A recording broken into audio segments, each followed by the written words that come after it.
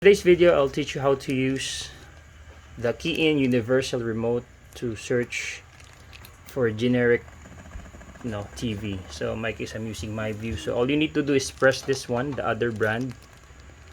Just wait up until you see the search, or the volume indicator.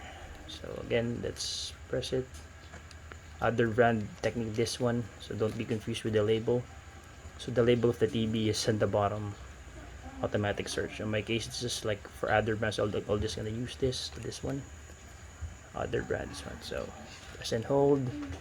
Sino pala kumain ng cup kahapon? Just wait for the volume indicator.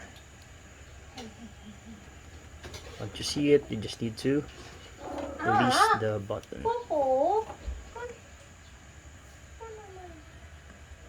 Let's just wait for the volume.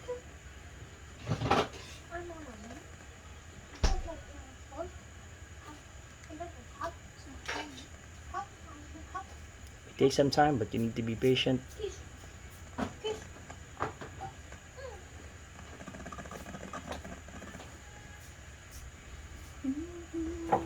Just wait for the volume.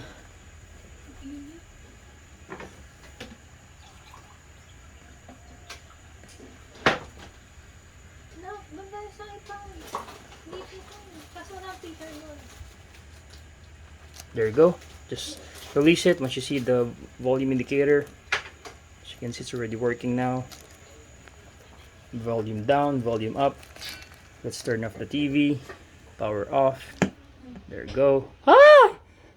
Turn on. There you go. I'm sorry. Go.